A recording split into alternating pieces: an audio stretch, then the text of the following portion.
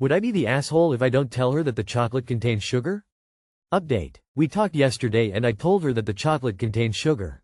She looked at me a little confused and said, "Yes, I know. But I like it." So the misunderstanding came about like this. She bought herself chocolate shavings without added white sugar and told me about it. When she went shopping some weeks later, she saw her favorite ones, dark chocolate, and decided that it was not worth the extra effort for her to get the other ones. She also told me they don't have the same crunch, so she decided to go with the regular ones.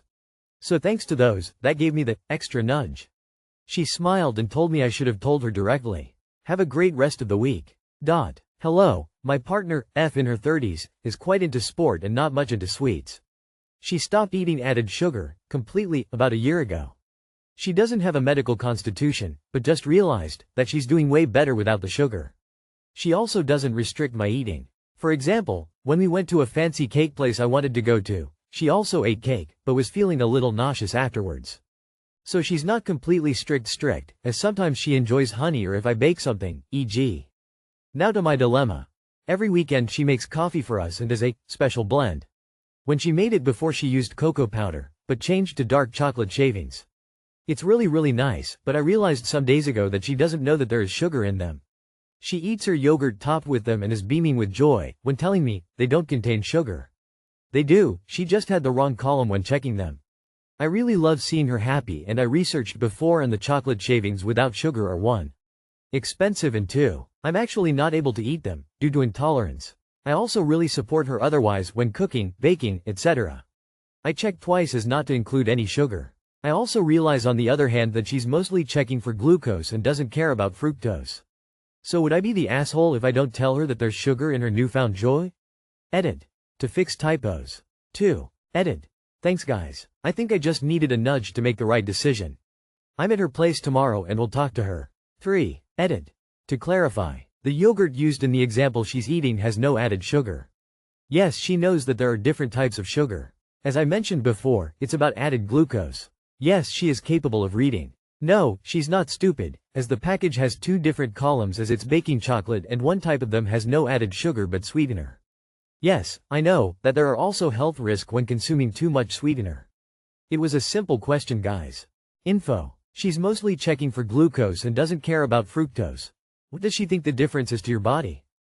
Info. Why not just say, I think dark chocolate still has a little bit of sugar, and leave it at that. I highly doubt that her entire diet is sugar-free. There is sugar in carrots for instance. Sugar is not evil. If she is eating fake sugars, those are often harder on the digestive system. No assholes here, but it sounds like she needs to see someone as this is not healthy way to live. YWBTA. A lie of omission is still a lie. She deserves to have all the information so she can make an informed decision on her own about what she puts into her body. Nah, she read the label wrong. You're not lying to her, it's not hurting her, and you have no obligation to tell her. Just pretend you never checked. She will figure it out eventually. Not the asshole. If a grown woman doesn't realize that a chocolate bar contains sugar, that is on her. It is her responsibility to read the labels of products. At some point, she may learn. When she asks why you didn't tell her, you can reply that you thought she had done her own research. Neither your problem nor your responsibility. Am I the asshole for refusing an impossible demand from my fair weather biodad? PSA for any confusion. My biofather, Jane, transitioned when I was 15 and lives as a lesbian woman. I, 41M, grew up entirely with my single mother. Jane, 77F, but a cisman at the time, was a CEO entrepreneur who met my mom because she was scraping by as one of his assembly line workers. Jane abandoned me after I was born because taking care of a baby is impractical while running a business, and my mother already has another kid, so it makes more sense. As I grew, Jane dropped in 1-2 times a year to take me on short trips to places she wanted to see. Then she would send my mom angry letters afterward about how improper it was that I sipped the milk directly from my cereal bowl and didn't own 3 levels of clothing for different events.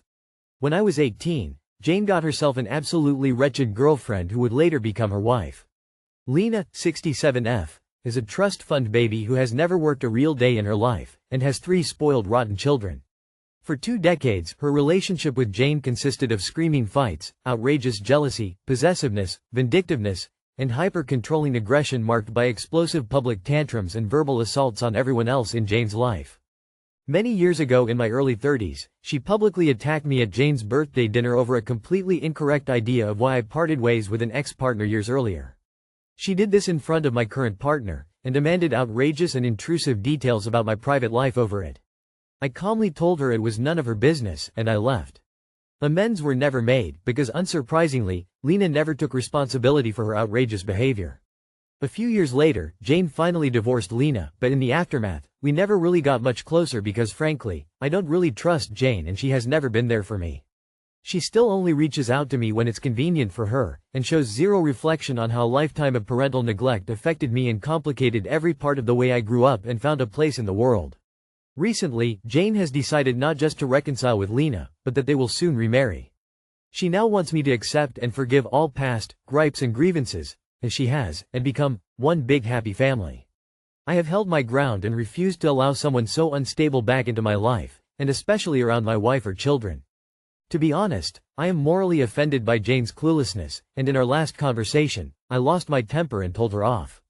How can someone who put in a less than 1% effort for 41 years now come around demanding the moon and stars from me?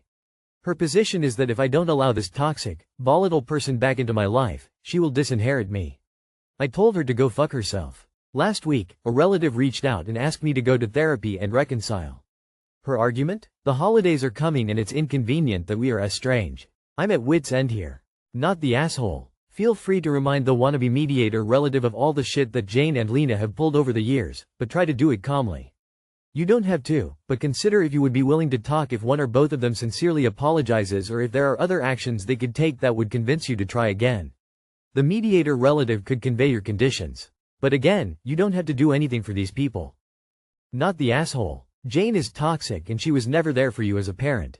She abandoned you. Just because she wants to reconcile with Lena, doesn't mean you need to be involved with their unhappy lives. Absolutely not the asshole. Only you know whether the inheritance is enough to buy your peace or what faking reconciliation would look like and require. Jane is pretty old as it is.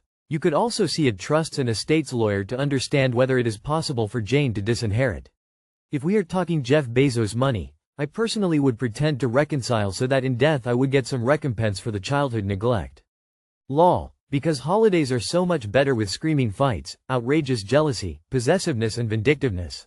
Not the asshole. Jane has a picture of a Norman Rockwell Christmas in her mind, while you, dear, have a realistic picture and are acting accordingly. Not the asshole. Go to therapy if you want, but as I'm sure your therapist will tell you, you're under no obligation to reconcile. Just don't let your relative pick the therapist. Pick your own, and keep their contact information to yourself. A therapist that they've bought and paid for won't do you any good. By the way, who is it inconvenient for that you are estranged? It sure was inconvenient for you while you were growing up, but I doubt it's inconvenient for you now. Just because they're blood doesn't mean they're family. Not the asshole. Do what you need to do in order to protect yourself. I'm so sorry for all your traumas and hope you can make peace with yourself, for yourself. Am I the asshole for declining my sister's Thanksgiving invite due to her cats and dogs?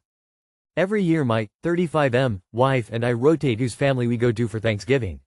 One year mine, the next year hers. This year is due to be with my family.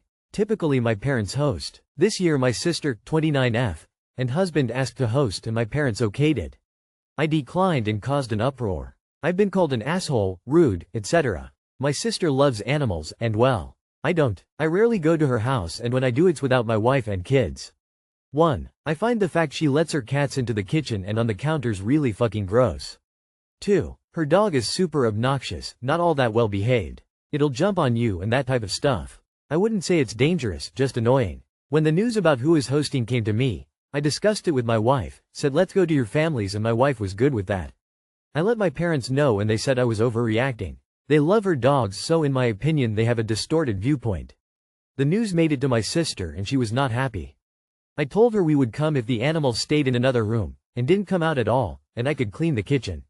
She said I could clean all I wanted, but that was a disrespectful request to her family.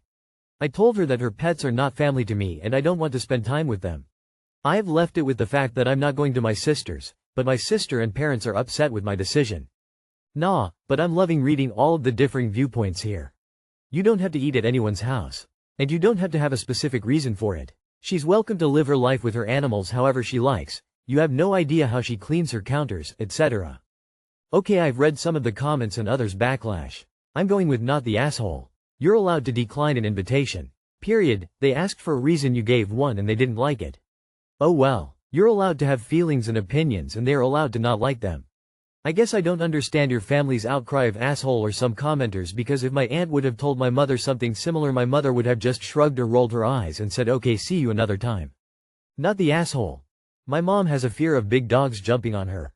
My dad's side of the family refused to put their giant, badly behaved Rottweilers in their fully furnished basement for a few hours so they wouldn't jump on my mom, or anyone else. They completely refused and got kind of offended at the suggestion. We haven't talked to them in over a decade. If animals are more important than people to your family, then they can keep the animals and you can associate with people whose priorities are in the right order. Not the asshole. You're not going no contact over the pets, you're just choosing to eat at a different place. That being said, are you thinking long term? Your parents are getting older, and it looks like they'd like to hand over the hosting duties to your sister, so what's your plan? Do you want to host during your family's turn for Thanksgiving, and have her host during the ones you spend with the in-laws? Maybe this a black thing, but pets are not allowed in the kitchen at all. My brother brings his dog for the holidays and it took one day of me saying, "We're black, we don't lick faces or go in the kitchen," for that cute little pup to know I was serious. He knows he's not allowed on the furniture or in beds. It's not that hard to train them. Also, I personally will never eat at a person home who considers their pet family or allows them to eat off of human utensils or lets their animal kiss them on the lips. They seem unhygienic. Not the asshole. Not the asshole. Cats on the kitchen counter? Major gross out. Why is your family unable to accept basic domestic hygiene and dog training? Hold your ground. Am I the asshole for putting the kibosh on son's naked vacation? I have boys 18 and 19, who will be completing their freshman and sophomore college years in the spring. They are doing great in school, excellent grades despite both being on athletic teams and extracurriculars that are at times suck. I'm very proud dad for how they're doing. As a reward for doing so well, I have told them I'd pay their way for a vacation during their spring break in a few months, anywhere that they'd like to go, well, within reason. If either picked Antarctica, we'd have to talk about that.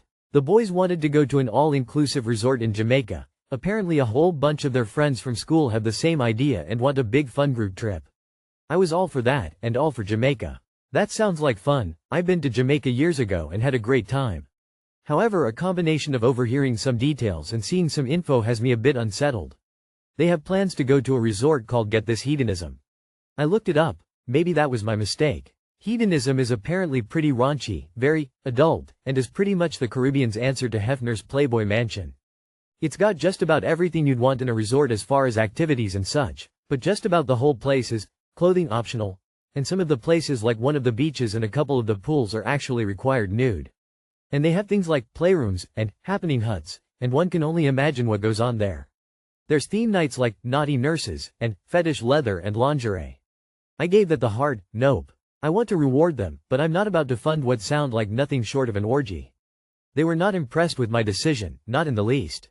So am I an asshole for backing out of funding the vacation I promised? P.S. I am not a prude. Far from it. I know they have sex. They are gorgeous, popular, athletic boys on a college campus. I'm not that dumb. They're probably having a lot of it. I'm fine with that, encouraging even. I bought them both condoms starting when they were 16. I want them to have fun. I want them to get busy as long as they're smart and safe and respectful, and make great college memories. I just don't want to pay for a nude-orama at the Caribbean Fuck-atorium on my dime. Edit for formatting. Not the asshole, but you 100% should have booked it because it seems they have an idea it's a bunch of girls and guys their age and not, in reality, a swingers resort that would likely consist of only couples that are around your age, their parents. I think it would have been a rude awakening realizing it's not the paradise they think it was gonna be. Pretty much any popular spring break location is a nearly nude-orama.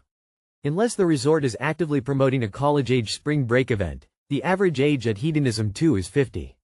Have them read some TripAdvisor reviews. Okay, so I wouldn't have asked my parent to pay for a trip like that, meaning have them book the rooms, flights directly, pay with their card. I also wouldn't have hesitated to book that kind of trip if they had handed me $X and told me to have fun. So I guess that's the deciding factor for me. Did you tell them you give them money for a trip, or are you expected to book these accommodations? If they want to party with a bunch of old naked dudes, I say spend the money. Expensive life lesson, but it sounds like you have the cash, so it could be hilarious. Bet this is secretly an advert for the resort. Just one post from Op. I went to Hedonism for a day while on spring break in Jamaica back when I was in college. The nude part of the beach that I saw, I was too scared to enter, was overloaded with older, hairy and very unfit people. It was fun for a day pass. Lots of events, music and all-inclusive drinks IRC.